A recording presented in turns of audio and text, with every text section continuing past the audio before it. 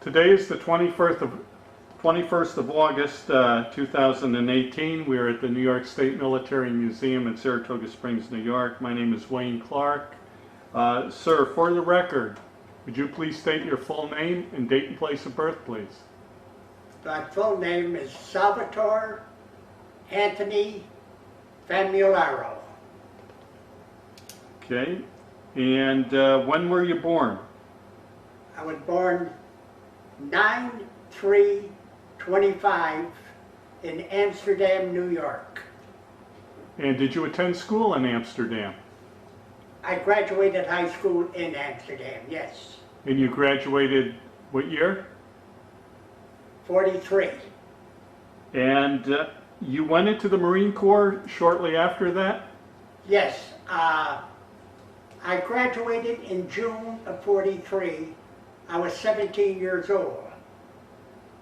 I had to wait till I was 18 years old, and then I registered for the draft. Uh-huh. Now, back in them days, when you registered for the draft, it was like a week to 10, 11, 12 days, and you were gone. I went through on what they call selective service. Uh-huh. I picked the branch of the service that I wanted. I see. But once you're sworn in, you don't come home. Right. You don't come home because you go right away. I took the oath, I was sworn in, and that was it. And might have been, I went to Albany, and probably maybe about 9, 10, 11 people, guys, all going into the Marines together. Naturally, we boarded the train and away we went. Right. Now let me ask you something. Why did you pick the Marine Corps? This friend of mine that I went to school with, we decided both of us were going to join the Marines. The last minute he backed out. I already took the oath. It was too late. Yep. It was too late. So we went to Beaufort, South Carolina, which is the Marine receiving station, Yamasee. There we met our DI, our drill instructor. After listening to him for 2 or 3 minutes, I said to myself, boy, what a mistake I made. This guy, he was something else. Now was that your first time away from home? No, I might as well say it was the second time I was away from home. Okay. The first time I was away from home, I was about 13, 14 years old, and I went to a YMC camp for the underprivileged. Yep. And we were gone for a whole week. Someplace north of Caroga Lake. I loved it. I didn't care about home at all. But my DI's favorite saying was, first of all, he addressed you with his favorite experience, his words. Look, A.H. For these next 12 weeks, your heart and soul may belong to God, but your rear end belongs to me, and don't you ever forget it. I was deathly afraid of him. But for an 18-year-old kid, you know. But yet, the most weirdest part of everything is I enjoyed the close order drill, the force marches, marching from from where we were billeted to the Yep. rifle range, which was about 5-6 miles. I enjoyed it. All the training to calisthenics, I enjoyed every minute of it. But everything comes to a screeching halt after that. Now, had you ever fired a rifle before? Never. Never ever touched a weapon before. I fired on a rifle range, and I was not an expert. Sharpshooter. Sharpshooter. Sharpshooter. I had the Maltese cross. And for a guy who never had, ever fired a weapon before, I mean, naturally, you practiced what they used to call snapping in with no bullet. But I made sharpshooter, and I was really surprised myself. And my DI, you looked at me, and he got that kind of grin. He says, "Pretty good." And then now comes time for graduation. We graduate Paris Island. We were supposed to come home on furlough, but it was not a furlough. It was what they call a delay en route. I got on a train and I went back home for 10 days. It was like a furlough, but in my records, it was not a furlough. It was delay en route.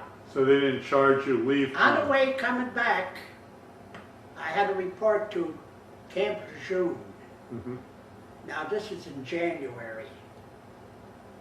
September, October, November, January.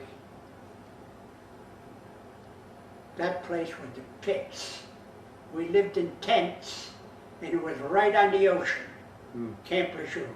Colder than God knows what.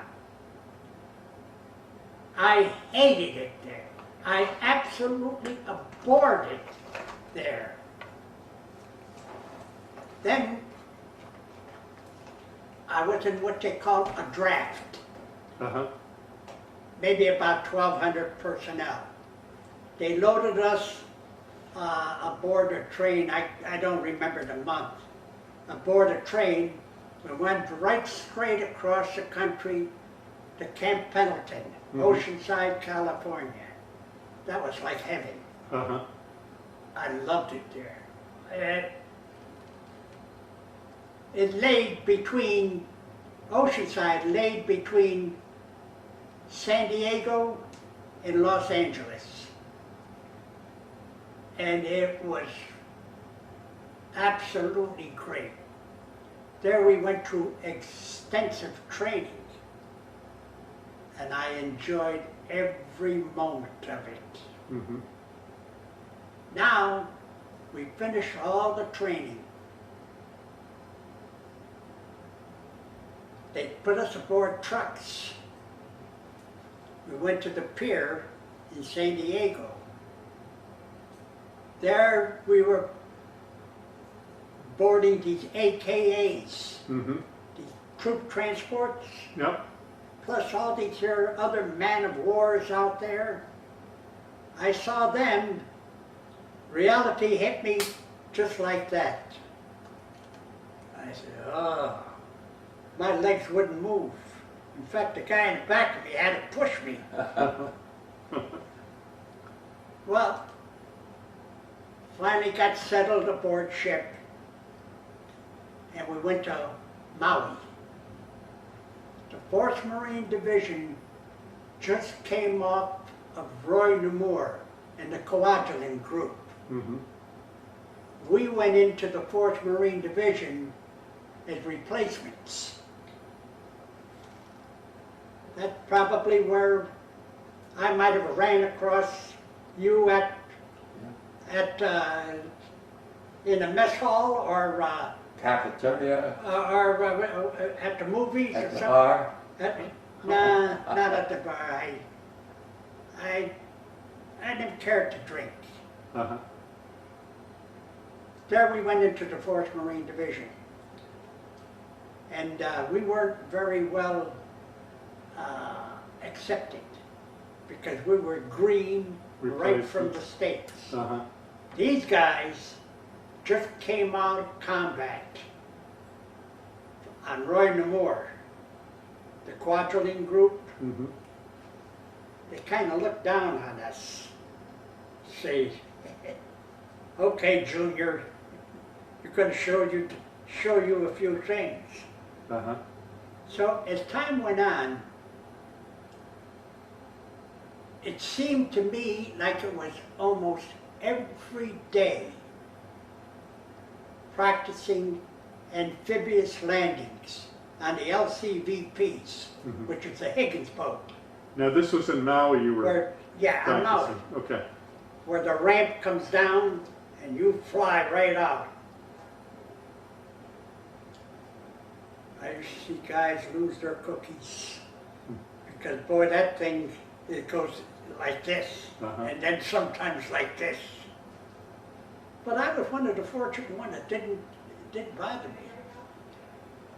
But I remember one time, this guy, he lost his cookies, and it went all over my right leg, my pants. Oh.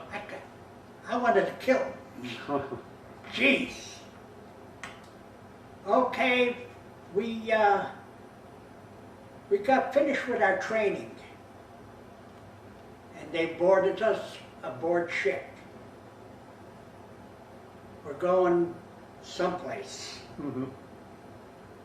You never know until you're 4 or 5 days out. Uh-huh. We were going to the Mariana Islands. I never heard of the Mariana Islands. Only one place, which was Guam. But I never heard of Saipan. Mm-hmm. I never heard of Tinian. But boy, I'll tell you one thing. After that landing on Saipan, I'll never forget the word Saipan. Mm-hmm. How bad was it? It was a terrible landing. Mm-hmm. We landed right dead smack in front of a sugar refinery. The place was honeycombed with Japanese snipers, machine gunners,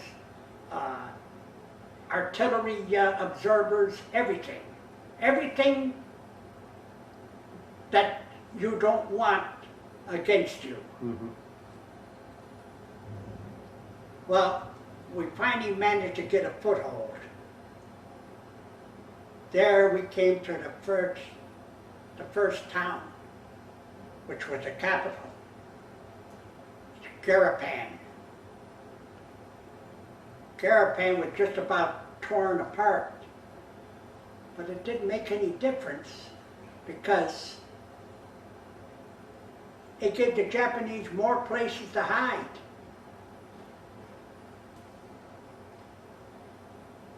On our landing, I'll always remember, there was a huge smokestack.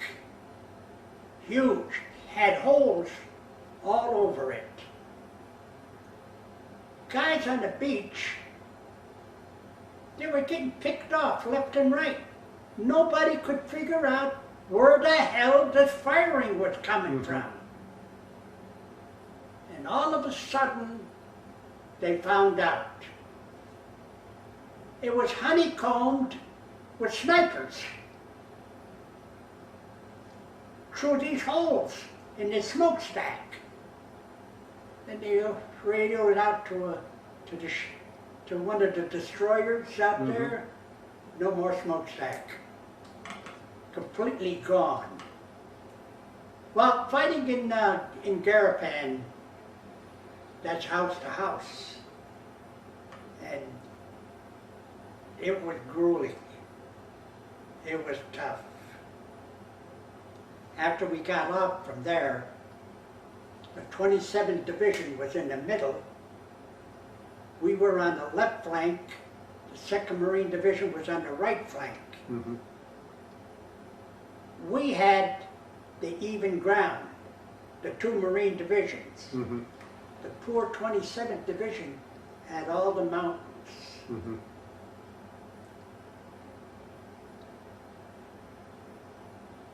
A Marine division moves like water coming down a hill.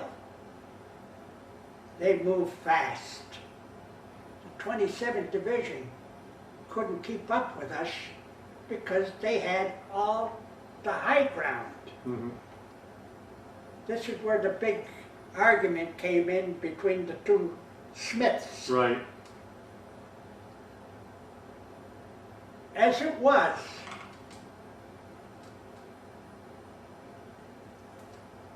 everything came to what they call it like a bottleneck. All the Japanese that were off to the sides were all coming into, gathering in the middle. Mm-hmm. Now finally, there's no place to go. Now they start coming down through the middle, and just about that time, we were taken off the line to get new replacements. They threw, I think it was, you'll hear different stories about it, 1,300 man banzai charge. Mm-hmm. Utterly unbelievable. They tore the 27th Division apart. Mm-hmm. I felt so sorry for them guys. They caught the brunt of everything. They got completely decimated. Right. And that poor 27th Division, whoever was left, God bless them. Mm-hmm. So finally, the campaign subsided on Saipan. But I want to reiterate on one thing. Me and a few of my buddies, we were on the side of a road, and we're resting, laying down, you know, just taking it easy, Yes. drinking water out of canteens. And these MPs were coming down the road with, I would say, 22, 23 Japanese soldiers, stripped right down. All they had on would look like diapers. Mm-hmm. There they were marching them down this here road with rifles and BARs. So as they were passing us, I was looking like that. And for some reason they stopped. And this one Jap, he looked at this one MP and he touched him like that. And he went like this. He wanted a cigarette. Right. The MP reached in his jacket, pulled out a pack, lit it, and gave it to him. The Jap bowed, smoked, bowed. An act of kindness, Mm-hmm. where a few hours ago they were ready to kill one another. Mm-hmm. Sometimes it doesn't make sense, does it? No. That will always stay in my mind. An act of kindness. From there, we went to Tinian. We didn't even bother getting aboard ships. We got aboard the LCVPs. And out we went. Now they dropped us off quite a ways from the shore, because they were afraid that the bottoms were going to get ripped out. Mm-hmm. And they dropped the ramp, and we waded in. The water was about up to here, and our rifles like that. We walked in. I can't remember too much about Tinian because I just can't remember. But there was spasmodic fighting. And then there was a small banzai charge too. Mm-hmm. And the only reason why we went to Tinian, because of an airfield there. Right. I saw this airfield way before the Enola Gay saw it. Mm-hmm. Well, from there, after the campaign was completely over with, we boarded ship and we went back to Maui. Again, it's the training all over again. Amphibious landings, everything that's going to benefit you.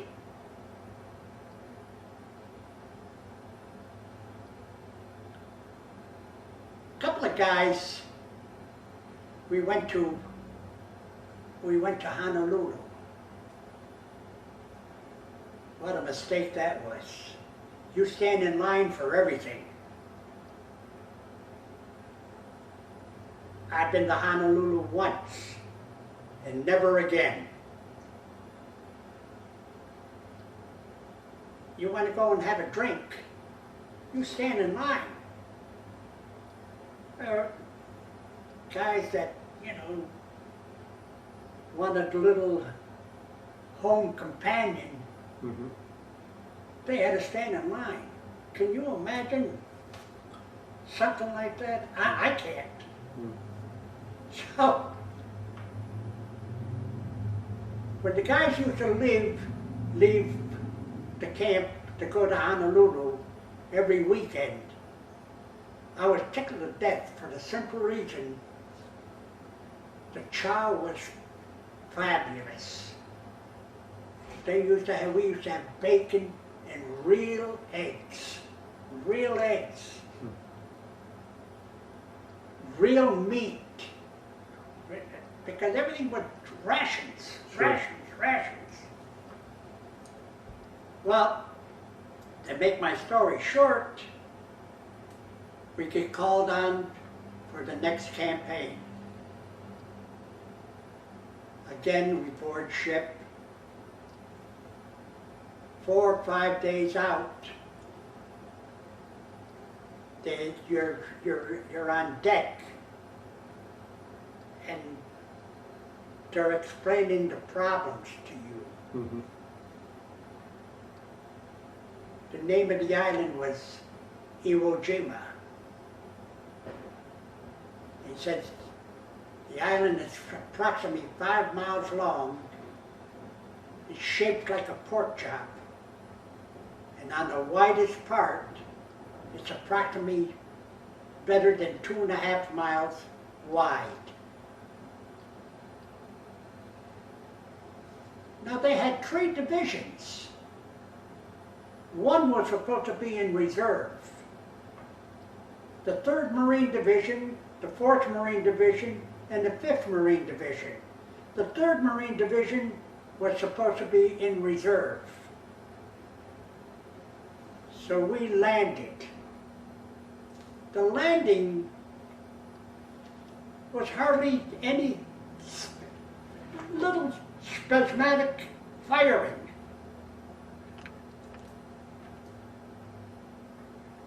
But you were stepping in what they call volcano ash. You sunk in right up to your ankles. You can't run in that. It's impossible to run. Now they start trying to bring in heavy weapons, like artillery,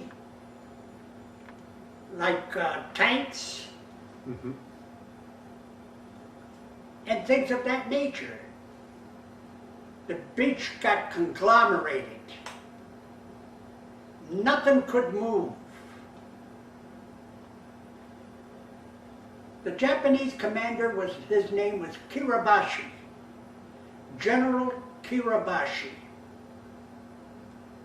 He gave the order when everything was stuck to open up. And they opened up and they tore us to pieces. The 5th Division was trying to get to maybe, I would say, almost a mile from the beach to Mount Suribachi. That was their sector. The 4th Division had to go right straight up north, the 2 airfields.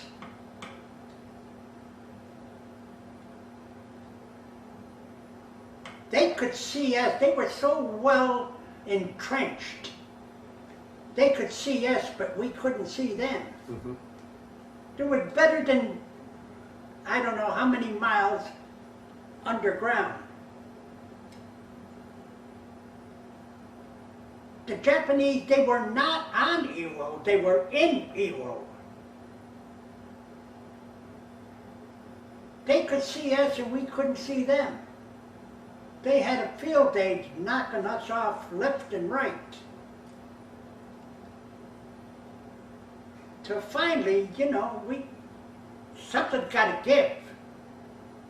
Something after a while has got to give. We finally figured out they can see us, but we can't see them, and we got to do something about it. Well, one thing leads to another, till finally you figure out how to get to them. Now, this is the 4th day on Iwo. We're being shelled by mortars. And believe me, this knee mortar, they call it a knee mortar. Mm-hmm. That thing raised hell with the Marines. You couldn't fire it from your knee because it would break your leg. But you just held it in the ground and you could do it yourself.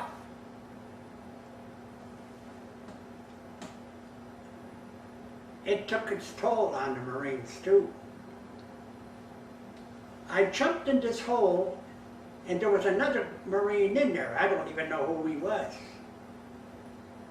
All of a sudden, I hear all these here foghorns and different horns out in the bay, these for the ships.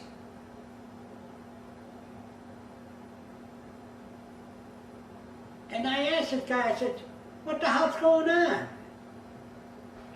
He said, the 5th Division just secured Mount Suribachi. Now that's where most of the firing was coming from, mm-hmm. because they had artillery observers there, and they were talking to other places. I said, Jesus, that's great. It's going to be a little bit easier. No, it got worse. I never saw the iconic flag raising. I saw the original, mm-hmm. but not the most famous one. Mm-hmm. Well, fighting up on the first airfield, we start working ourselves on down.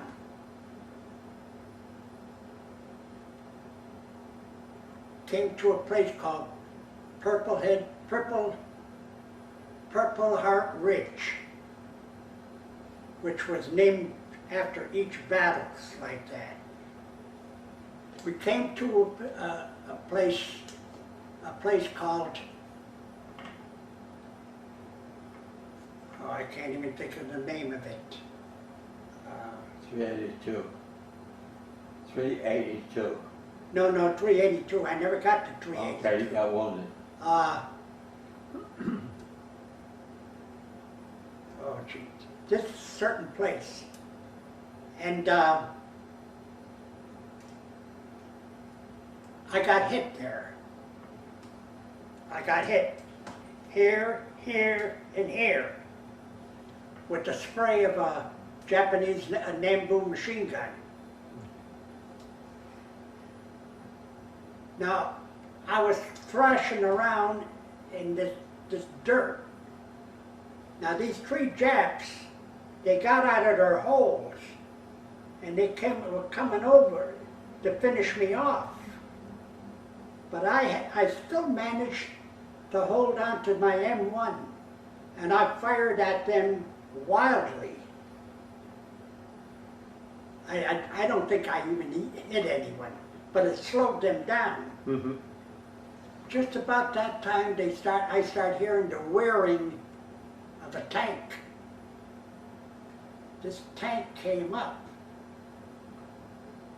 and these 3 Japs, they saw this tank. They got right back in the hole again, Mm-hmm. and right down to wherever. Mm-hmm.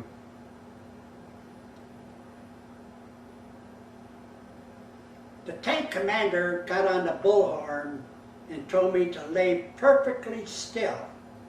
We're going to go over you and pull you inside. I said, oh my God, I'm going to die. This thing is going to, it catches a little piece of me. It's going to murder me. Well, it went right over me, and all of a sudden I heard clank. The trap door came right straight down. I think it was the gunner, I'm not sure. He grabbed me by the dungaree jacket, like that. Mm-hmm. And he pulled me in. As he pulled me in, the tank commander turned the handle and opened up the top, and he kind of leaned out so they could get me in the inside, because there isn't that much room in the tank. Mm. Now there's a bench, maybe about that long, and below this bench is all the ammunition. So they had me laying there. And I remember this here one guy, there's 3 men to the tank. This one guy, he was trying to straighten out my leg and put the battle dressing on, because I was bleeding like a pig. Well, he finally got it on, and the tank took me to the closest aid station. It was right near the beach. Mm-hmm. Well, we finally got to the aid station, and they dropped me from the bottom again onto what they call a shelter half, which is half of a tent. Yep. They had me laying on that. Now, they reached under and they pulled me out. Now they got to take me to the forward aid station now, which is like about 25, 30 yards. Both dragging and pulling, they finally got me there. No sooner they got me there, the pharmacist mate gave me a shot of morphine. Believe me, if it wasn't for that, I think I would have lost it. Mm. Pain was excruciating, I'm sure. There were hundreds and hundreds and hundreds of dying and dead Marines, laying on stretchers, shelter halves, ponchos, whatever. Guys calling for their mothers, for their wives, guys yelling out to God. I seen some guys all of a sudden get religion. And then there's always the ones that lose religion too. because they said, there is such a thing as God. How can he allow this to happen? It's a sight you'll never forget. Mm-hmm. But thank God that that morphine, you're half in and you're half out. Mm-hmm. You really don't know what the hell is going on. You hear a lot of noise, a lot of screaming, but you don't know what it's all about. I want to reiterate on one thing. One bunch of Marines you never even hear about, and believe me, they deserved a piece of the glory. They were a black contingent of Marines. They were like stevedores. They used to unload the LCVPs as they came in Mm-hmm. of water and ammunition. That has first priority over everything. In fact, talk about food, I was on Iwo for 9 days before I got hit. I don't ever remember eating. But you couldn't get water. You wanted water so bad. You couldn't drink the water that dig for the water because it was full of sulfur. And then the ocean, you can't drink that. Mm. It reminded me, when I think about it, after the old story you learned in school about the albatross, the killing of the albatross, and the old saying going, water, water everywhere, but not a drop to drink. Well,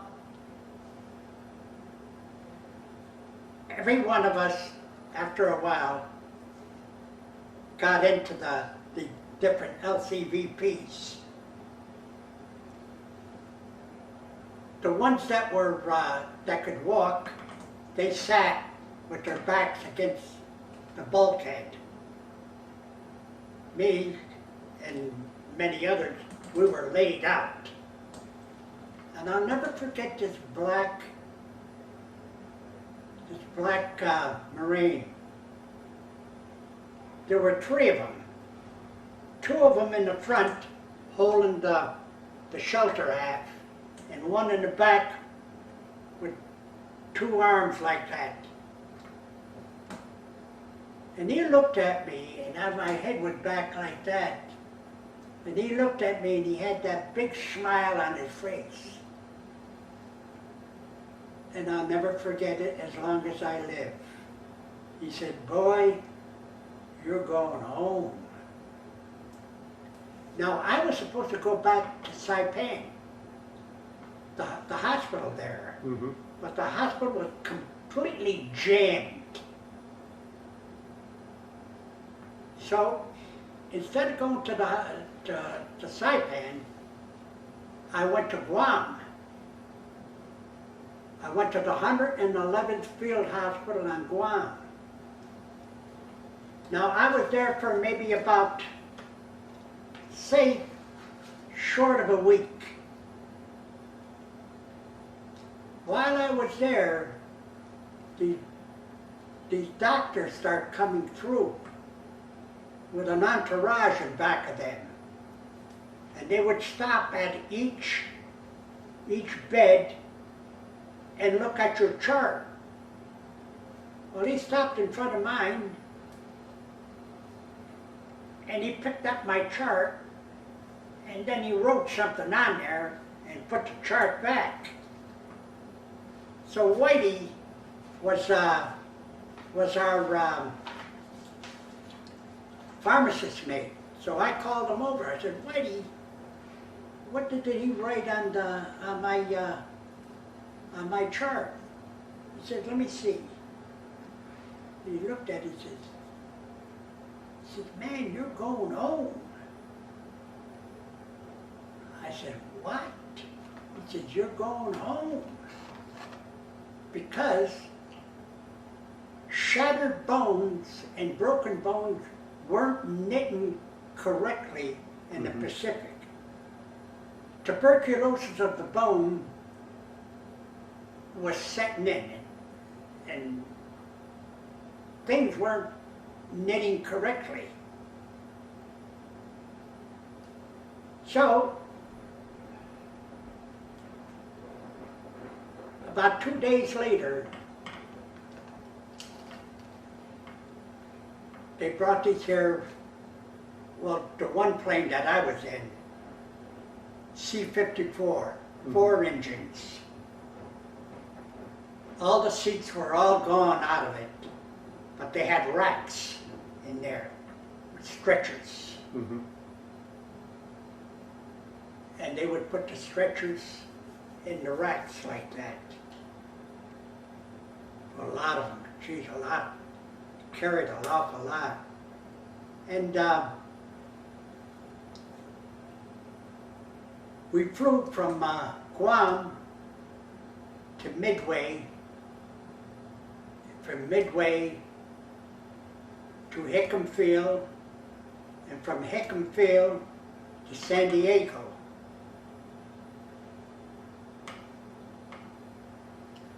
Just before we got to California, the pilot put the intercom on. He said, fellas, all you guys that can walk and get around, if you look at the right side of the window, you'll see sunny California. Gee, a bunch of guys been over there looking out the window and everything. Just about that time, there was a guy someplace in the back. He starts singing, California, here I come. I start crying like a baby. I start crying. I just couldn't stop crying because I'm home. I'm home. Well, they took us off the plane, and I was in the San Diego Naval Hospital for 3 months. And from there, they asked me if I wanted a medical or a regular discharge because I was close to the point system. I didn't want no medical discharge because there's an awful lot of red tape to it. I said, I'm going to take the regular discharge. So I hung around for 3 or 4 days in San Diego Naval Hospital there. Then they put me aboard a train, and I had to come all the way to the Philadelphia Naval Yard to get discharged. They got to take you to the closest discharge center to your home. Well, they took me to Philadelphia. Well, I got discharged there. I went from PFC to Corporal. I got drunk with power. It didn't make a bit of difference to me. But I always wanted to see the Stork Club. I went on a train from Philadelphia to New York, and I had this here, I don't know, 7, 8 hour layover, and I wanted to go to the Stork Club because I used to see it in the movies and everything. Well, I went to see it. What a disappointment. All those big, beautiful, high booths there, everything that they had patches all over it. The place was, might as well say, dirty. The floor looked like it wasn't swept in a week. So I had one drink and I left. So I said, I gotta go to see Jack Dempsey's. So I went to Jack Dempsey's, and there he was sitting right out there. Everybody he shakes hands with thousands of people every day. But I was so disappointed because he got a hold of my hand like that. But then I found out he shakes hands with thousands of people every day, and you always got a wise guy that wants to crunch your hand and say, I crunched Jack Dempsey's hand. I figured like this, he never got the nickname the Manasseh Mauler for nothing, and I wasn't about to find out. From there I got on the train and went back to Amsterdam. Now, were you on crutches then? Pardon? Were you on crutches at that point when you were in New York? Yeah. Yeah. Yeah. I was on crutches.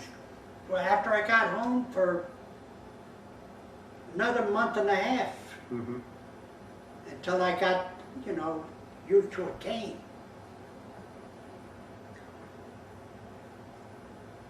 But that's my story. What was it like when you got home? I'm sorry? What was it like when you got home? I mean, was your family obviously was really excited, I'm sure. My sister told me when my mother got the telegram saying I was wounded in action. My mother went to church. On her hands and knees, she crawled all the way down the altar to thank God.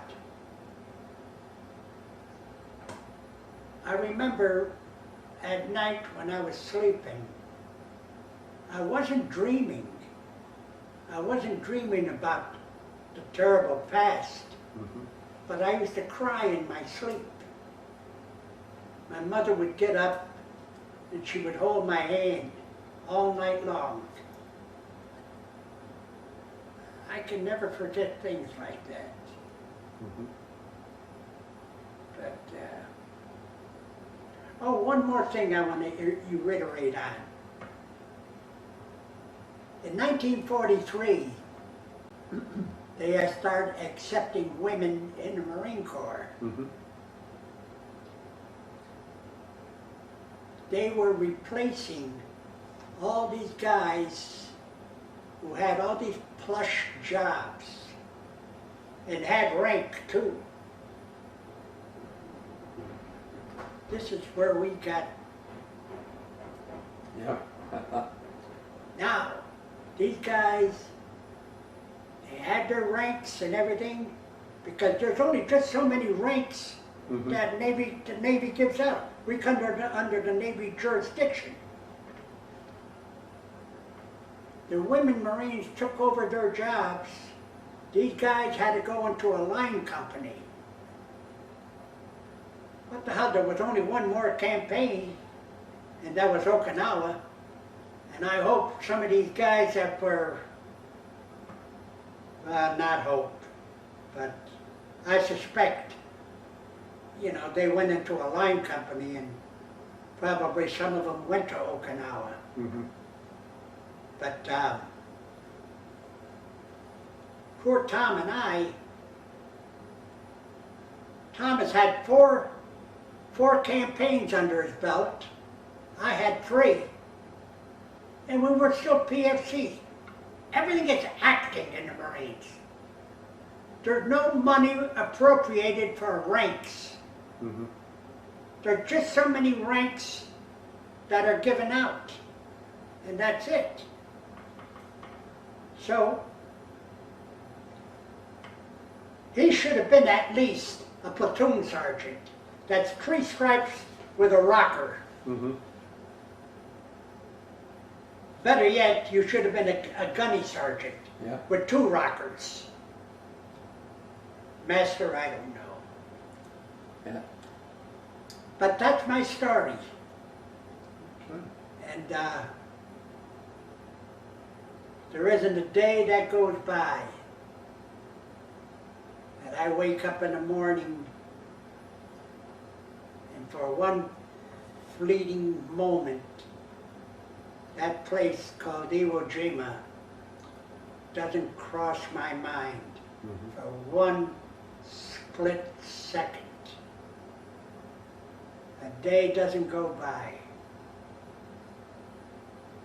But at least I can say to myself, I made it.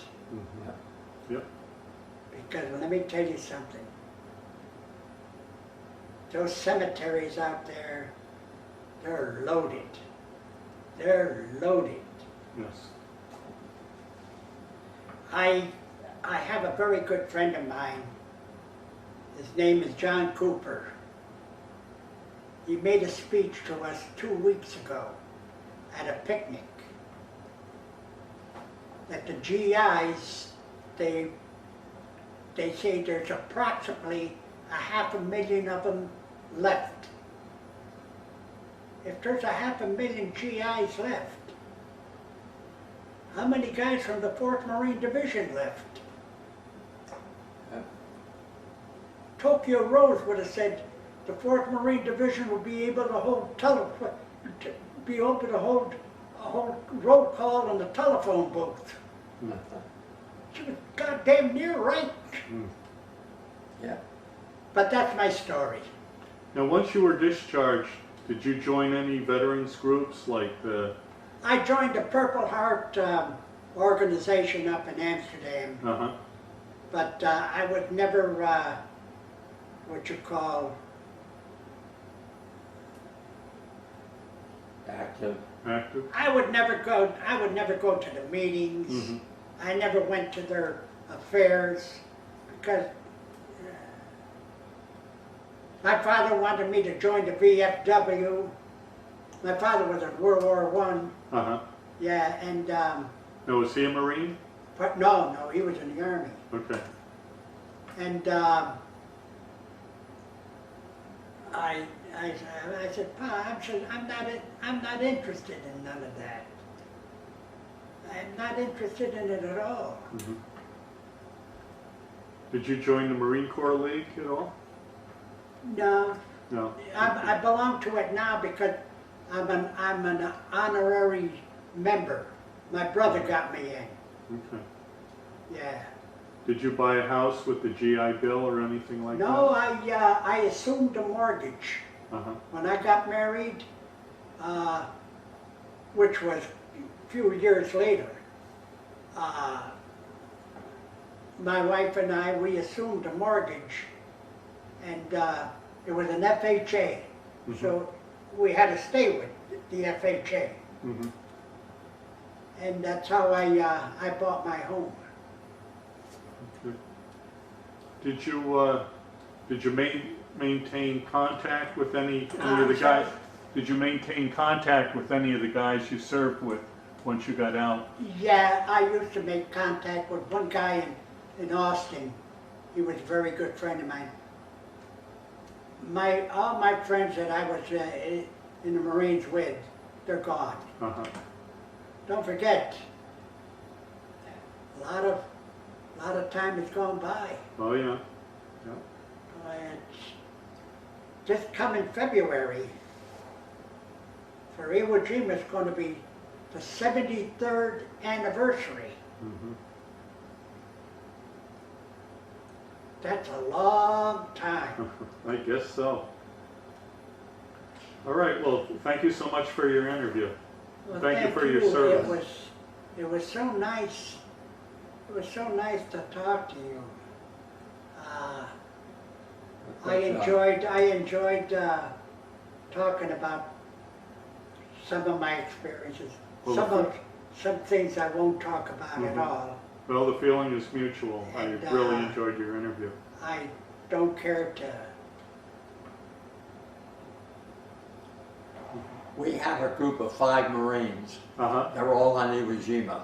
Yeah. We meet the second Tuesday of the month up at Altamont. Oh, There's okay. a restaurant there. Oh, the Homefront. Homefront Cafe. Yes, I know Cindy Pollard. Oh, Cindy, what a sweetheart. She is. Yes. She's quite a girl. Yes. Boy, she's failing though. Oh, is she? I didn't know that. Yeah, she's.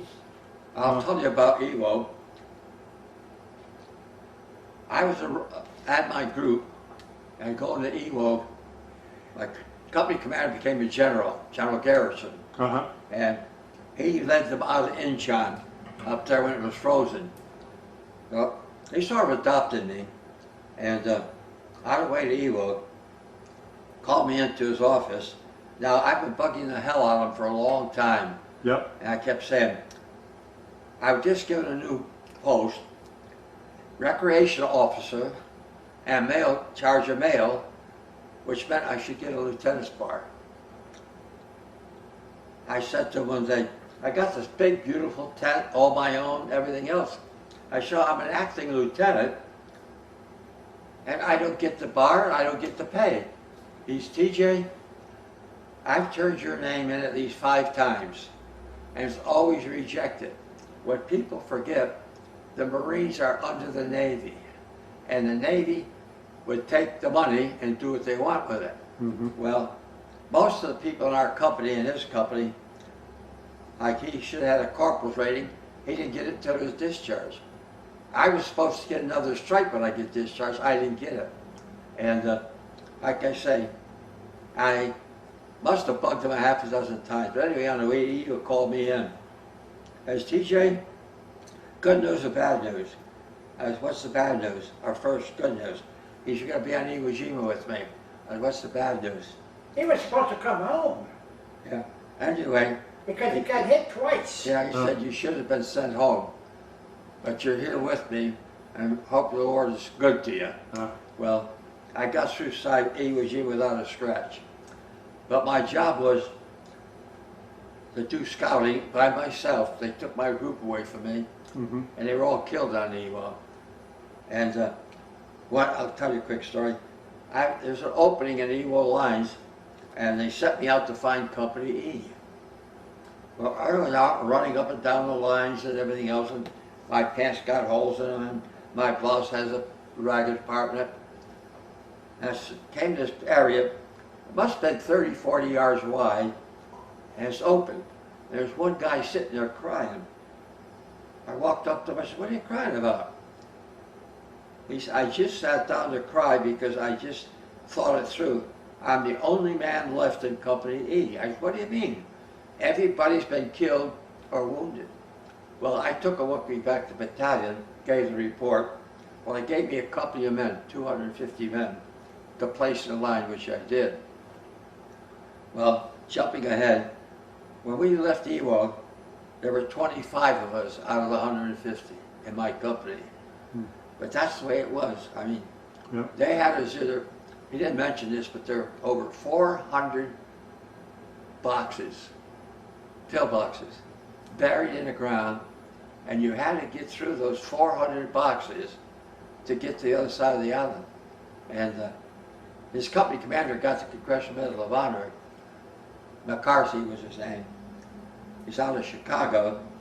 He's one of the older men. He was 29 or 30 years old. And they bought a flamethrower. He wasn't from here, that wall away from me. And he'd be going, had tanks buried in the ground. And all you could see is the top bit, a machine gun going on it. Well, he took this flamethrower and got about 5 or 6 of them before they wounded him. But that was interesting. I was wounded 3 times, twice on the Marshall Islands and once on Saipan. And another thing, I take pride in this. When we landed on Tinian, I was the first one to hit the beach. I took my group in and set up a post. Well, I could hear the noise and I could hear all the garbage going on. And I realized I was getting ready to have a banzai attack. So I had to go back and report it. And there was a second one. I've been out all day and all night. I came back and reported there's a lot of noise. It looks like they're gathering. Well, I fell asleep. Next morning I woke up. They're dead chaps where you're sitting, where he's sitting. And I looked at the group and I said, why the hell didn't you wake me up? He said, we shook you. We couldn't wake you up. I've been out 3 or 4 nights and days, see? But the big thing in my background is we were about a mile back from the end of the island. And they called me and said, you always take your group out at night. We want to send you out there in the daytime. We're about a mile from the end of the island. Well, took my group out, and there's a cliff, maybe 200-300 feet tall, and nice ocean and beach. The highest ranking officer caught at that time was Lieutenant Admiral Kokokudo. He was in charge of all the airplanes from Japan to Pearl Harbor. And we were coming back, and he's looking out of his glasses. I brought my rifle up. He said, no, no, no. I said, where'd you learn to speak English? Los Angeles before the war, 4 or 5 years. So I said, okay, get on your stomach. Tell your friends to get out of those trees. There was a cave back there. Yep. So he said, they're going to die for the emperor. I said, why aren't you going to die for the emperor? He said, you think I'm nuts? Right. So we cleaned out the cave, and we all got knives and guns and that. There were 2 suitcases like this. I picked them up, brought them out, and he says to me, those are mine. I said, they're mine now. $22 million of Japanese money. He had the money in Japan, and he was supposed to drop them off at all the islands. Yep. But he caught on Tinian. And he had a submarine out there 4 times. He got out near the sub, and the planes came down and bombed him. He had a rubber raft. Yep. He had to swim in.